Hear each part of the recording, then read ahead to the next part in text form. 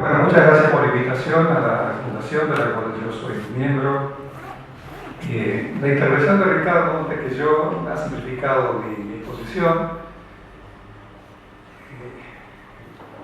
Ricardo facilitó mi llegada a Chicago en gran medida. Si hubiera sido por él, probablemente no hubiera ido a Chicago. Y él es un conocedor muy sutil de la teoría económica y las contribuciones científicas de Friedman, lo ha demostrado. Probablemente para ustedes haya pasado largo alguna apreciación de él, para mí no, porque hemos leído las mismas cosas y hemos enfrentado las mismas preguntas en exámenes. De manera que su intervención definitivamente simplifica y acorta lo que yo iba a decir, pero deja algunas cuestiones en pie. Cuando uno se refiere a personalidades tan importantes, tan trascendentes y complejas como Friedman o como Keynes o Hayek o Samuelson, por ejemplo, ¿no? Von Mises, algunos de estos economistas y pensadores que han sido más que economistas para llegar a ser pensadores o filósofos sociales, más específicamente en el caso de Hayek. Hay una cantidad de aspectos surrealistas de la personalidad de ellos que a uno le llama la atención y que a uno lo fascinan, por lo menos ese es el término que cabe en mi caso, ¿no? A mí me gustan las biografías, y no por chisme, sino porque me gusta conocer el fondo de las ideas, las circunstancias históricas, las circunstancias personales, los incentivos que llevan a una persona a pensar de un modo u otro. Entonces, estos economistas despiertan interés al menos en tres facetas. Una es la personal, la otra es la que se refiere a las contribuciones científicas y la otra es su rol como intelectual público, es decir, su defensa militante de causas públicas, causas como la estabilización económica, la apertura de la economía, la derogación del servicio militar, la legalización de la droga, muchas tantas. Ricardo ha hablado bien y con precisión respecto de sus contribuciones científicas.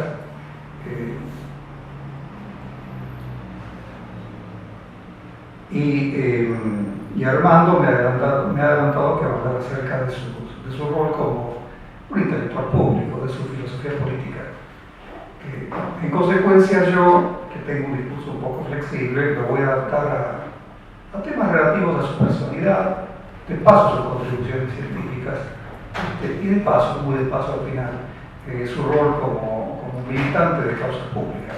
Entonces, lo que yo voy a hacer en estos minutos que me quedan es, primero, me voy a referir a una cuestión personal, lo que a mí me llevó a estudiar en la Universidad de Chicago, la primera impresión que tuve acerca de Friedman. En segundo lugar, voy a hablar acerca del contexto intelectual y científico en el cual Friedman fue germinando y que luego rescató y defendió y finalizó y publicó. En tercer lugar, voy a hablar acerca de sus principales contribuciones científicas, pero como ya Ricardo ha avanzado sobre eso, el terreno es mucho más sencillo, voy a puntualizar cuáles fueron las más importantes y por qué. Y finalmente voy a hablar acerca de las ofensas que Friedman recibió a lo largo de su vida y también las denostaciones públicas, de las cuales él fue objeto durante gran parte de su vida. O sea, Friedman fue tenido en cuenta durante años y años, fue visto como un lunático, como un cavernícola, como una figura fuera de su tiempo. Y finalmente voy a resumir un balance acerca de su vida, que yo creo que fue eminentemente feliz y que fue un hombre de mucha suerte, un hombre de suerte excepcional, de talento excepcional, de muchos talentos, pero también de mucha suerte. Bueno, entonces vayamos a la cuestión personal y mi primera impresión acerca de él. A fines de la década del 70, yo había llegado de La Plata a Buenos Aires, de la mano de Ricardo y Mario Tejero, a trabajar en la Secretaría de Hacienda, y tomé la decisión de estudiar en la Universidad de Chicago. Pedí ingreso o admisión, solicité admisión a varias universidades, tuve la suerte de ser admitido por muchas, y finalmente tomé la decisión de ir a la Universidad de Chicago por un motivo específico. Yo quería conocer y estudiar a Milton Friedman y al monetarismo. Ese fue mi objetivo específico. Viajé a Chicago en el año 80. En aquella época no existía internet y la información era de menor calidad que en la actualidad, de menor completa. Recién llegué en el año 80 y cuando llegué allá tomé conciencia de que Friedman ya no estaba en la Universidad de Chicago. Friedman había ganado el Premio Nobel de Economía en el año 76, ya no era parte del staff de profesores permanentes de la Universidad de Chicago y era una celebridad mundial. De todas maneras, cuando yo arribé allá, comprendí que mi viaje no había sido en vano, porque rápidamente tomé contacto con profesores que habían colaborado con Friedman durante años y años, durante décadas.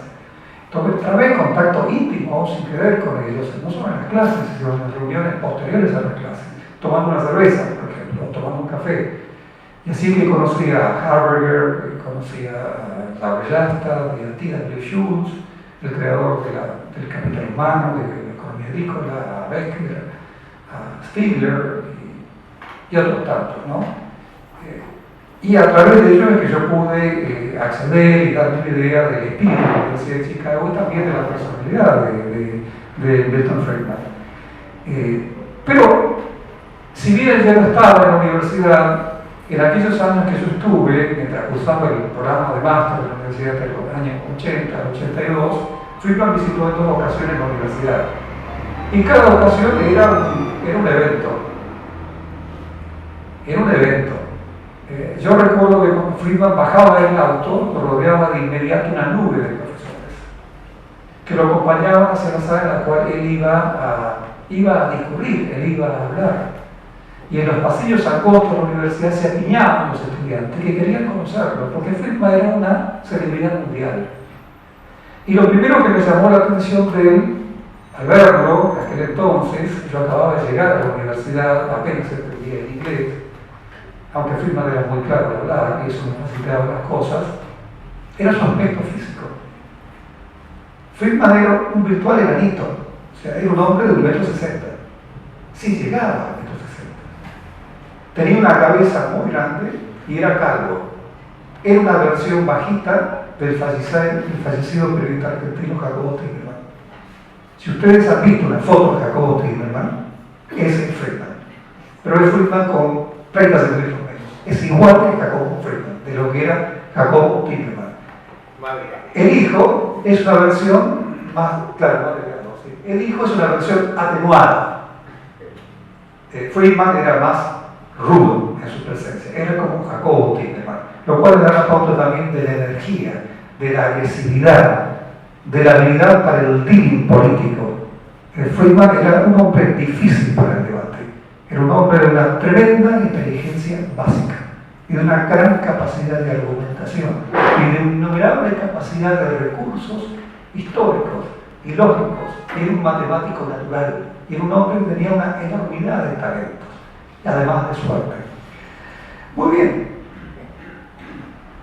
Yo me metí en esa cola de estudiantes y llegué a la sala principal, a la sala de conferencias de la universidad, o del Departamento de Ciencias Sociales de la universidad, sí, el Departamento de Economía de la universidad, que contrariamente a lo que uno habría esperado, era un ambiente gótico, como la mayoría de las universidades norteamericanas, austero, muy austero, tan austero como esta sala, ni más ni menos, y poco espacioso. Friedman entró por el centro, por el camino central, a los saltitos. Tenía 68 años. A los 75 seguía dando saltitos. Es una idea de la energía de ese hombre. Vestía un traje celeste con unos zapatos de color anaranjado, que eran botas de una suela de goma alta, como las que usan los obreros de la construcción en Chicago durante el largo invierno, que toca menos 30 grados centígrados, y como las que usaba yo también por necesidad. Pegó un salto. Pero nada. Sí. Sí, también, por necesidad. Pegó un salto, subió al estrado, se reclinó informalmente en el atril, se dirigió al público que rebalsaba el ambiente, profesores en la primera línea y los estudiantes agolpados, y yo estaba por allá por el fondo, pero escuchaba perfectamente, y dijo: ¿de qué quieren hablar? No había preparado nada. ¿De qué quieren hablar? Y recuerdo que un estudiante negro levantó la mano y le dijo, yo tengo una pregunta acerca de la discriminación en el mercado laboral. Era fajado, tenía que hacer esa pregunta. La contestó. Después sale una mujer, una chica, un estudiante, y le dice, yo tengo una pregunta acerca de la polémica ley de aborto, Wade versus Roe, del año 74, que luego remataría en una dramática caída de la tasa de delincuencia en los años 90, 18 años después. Y luego, entre tantas preguntas, un estudiante levantó la mano y dice, ¿qué piensa usted acerca del desempeño de la política monetaria de Gran Bretaña bajo Margaret Thatcher? Friedman contestó amablemente a todas las preguntas, fluidamente, porque era un gran orador, y además fue presentando diversos ejemplos e ilustraciones. Era un hombre convincente, era un hombre polemista, pero en ese caso su cualidad polémica no era necesaria, no salió a la luz, porque todos profesábamos la misma fe, éramos todos creyentes de la misma fe. De sus respuestas a la pregunta sobre la discriminación en el mercado laboral y a la polémica ley de aborto, realmente no recuerdo nada. Lo único que puedo decir es que coincidían con lo que era la sabiduría convencional del momento, que estaban escritas en sus libros y eran dichas y repetidas por la mayoría de los profesores del Departamento de Economía. O sea que no había nada rescatable, nada nuevo. Para una persona neófita seguramente todo es nuevo y llama la atención, pero para nosotros en el Departamento de Economía era estándar. Ahora bien, respecto de la respuesta sobre el desempeño de la política monetaria británica bajo Thatcher, yo debo decir que la respuesta fue mejorable. Es una respuesta que merece un morrito. Por inspiración del monetarismo de Friedman, Margaret Thatcher había lanzado una política de agregados monetarios, de tasa decreciente de la oferta monetaria para domesticar la tasa de inflación. Y se lo hacía responsable de alguna manera de Friedman de todo esto. Entonces, Friedman respondió arrancando de la siguiente manera. Primero, definió en qué consistía una política de control de la oferta monetaria. Luego explicó la incertidumbre a la cual se había sometida la política de fijación de metas de crecimiento monetario, porque se decía, el primer año crece la oferta monetaria 10% anual, el segundo año crece 8% anual, el tercero 6%.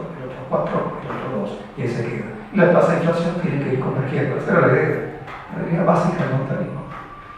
Luego identificó los orígenes de la incertidumbre que prevalecían en el mundo y en Gran Bretaña respecto a las posibilidades de éxito de la política de control de los mercados monetarios, en las tensiones que esa política había creado dentro del gabinete de Margaret Thatcher y en la oposición parlamentaria. Y después saltó a un examen del impacto que tenían las diversas composiciones del Parlamento sobre la política cambiaria y la política monetaria del Reino Unido desde el gobierno del primer ministro Gladstone en el último cuarto del siglo XIX hasta el gobierno, año por año, de Margaret Thatcher entre el 79 y 80. Yo quedé estupefacto, porque fue la mejor síntesis de sofisticación monetaria y vuelo histórico que presencié en mi vida. Yo no sé si lo que dijo estaba bien o estaba mal, pero intelectualmente me pareció soberbio. Solamente una vez más en mi vida yo iba a presenciar semejante exhibición de virtuosismo, de sofisticación intelectual y vuelo histórico. Y fue acá en el Cali a mediados de los 90 cuando Henry Kissinger se le preguntó sobre la situación rusa y él contestó remontándose hasta el Congreso de Viena en 1878. Esas fueron las dos personas que más me impresionaron, Friedman y Kissinger. Muy bien. Puedo hablar ahora acerca del ambiente de Chicago, si es que hay tiempo, y si no, salto. Bueno, respecto al ambiente de Chicago, cuando Friedman arribó a Chicago en la década del 30, concretamente él había terminado en Rutgers University y él fue a Chicago en el año 32. Y allí cursó el máster, estuvo solamente un año. Después, por problemas de financiamiento, que era muy exiguo, tuvo que irse. No le dieron financiamiento para su doctorado. Así que tuvo que buscar financiamiento en otra universidad, se lo dieron y fue a volver. No había financiamiento para él. Era dura la vida. El líder del Departamento de Economía de la Universidad de Chicago se llamaba Frank Knight. uno de los grandes economistas de los primeros 30, 40 años del siglo pasado. Una personalidad idiosincrática, por decirlo de alguna manera, un individuo Contreras, un individuo brillante, uno de los pioneros de la teoría de la firma y un economista filósofo, un filósofo social de alguna manera. Frank Knight tenía una visión sumamente pesimista del género humano y de sus pretensiones altruistas. Frank Knight creía que el rasgo fundamental de la humanidad era la avaricia, el egoísmo, y en consecuencia creía que la tarea fundamental de un pensador económico era contribuir a la creación de un sistema económico que encauzase el egoísmo hacia fines útiles y que en el camino dispersara el egoísmo en diversos centros de poder que compitiesen entre sí. Esa era su visión. Diciéndolo en términos argentinos, en términos, como yo lo digo a veces en las clases, lo que él estaba diciendo es que nuestra salvación como consumidores, como ahorristas, como empleados, como votantes y como contribuyentes, dependía de poner a los muchos pequeños HDP que pueblan la sociedad en competencia directa entre sí. O sea, nuestra salvación no es el Estado, nuestra salvación es la competencia de los miles de HDP que pueblan la economía. Porque todos en el fondo somos HDP, en el sentido de que queremos ganar lo máximo posible con el menor esfuerzo posible. Si se da la oportunidad de avanzar sobre el excedente del consumidor, que técnicamente de cobrarle algo más al consumidor, se lo sacamos. Si tenemos la posibilidad de coaligar con un monopolio, no coaligamos. Si tenemos la posibilidad de hacer lobby para que trabe la importación de Brasil, trabamos la importación de Brasil. ¿Quién nos defiende? La competencia. La competencia económica, la competencia política. Esa es la filosofía del viejo Chicago. Esa es la vieja religión de Chicago. El Estado debía mantenerse aparte del proceso económico, incluyendo la creación de dinero. Porque si el Estado se metía en la creación de dinero, dada la proclividad de los reyes y los jefes de Estado, es decir, los políticos, el Estado iba a llevar a la inflación. Y luego, para sofrenar la inflación, el Estado iba a introducir controles de precios, amenazas y estatizaciones. Y finalmente iba a terminar agrandándose el tamaño del Estado en la economía. Esta era la posición del viejo Chicago. En consecuencia, esa visión y esa fórmula de organización económica se completaba diciendo que el Estado no debe inmiscuirse en la creación monetaria y debe dejarse que el dinero verdadero venga de las minas de oro. O sea, eran partidarios del patrón oro. Según Werner, un gran economista de la década del 30, el 40 y el 50, ya desaparecido, esta era la doctrina del capitalismo 100% puro. Y esa es la doctrina que Friedman heredó. Es la doctrina que le fue inyectada en Chicago en la década del 30 en su año de exposición, y la cual él creció toda la vida y que defendió toda la vida. Él cambió marginalmente algo, y yo creo que por un motivo erróneo. Él decía, pero el patrón oro, si dejamos que la oferta monetaria dependa de la afluencia de oro de las minas, la oferta monetaria es elástica. En consecuencia, en el largo plazo debe esperarse permanente deflación. Y la deflación no coexiste con el crecimiento. La deflación coexiste con el desempleo y la recesión.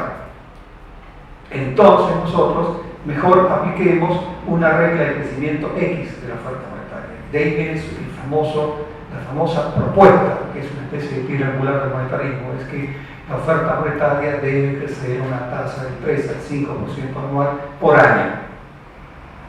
Completamente en contra del activismo y la arbitrariedad monetaria. O sea, existe un banco central que el banco central hace crecer la oferta monetaria a un 3, a un 4, a un 5% anual. Punto. No hay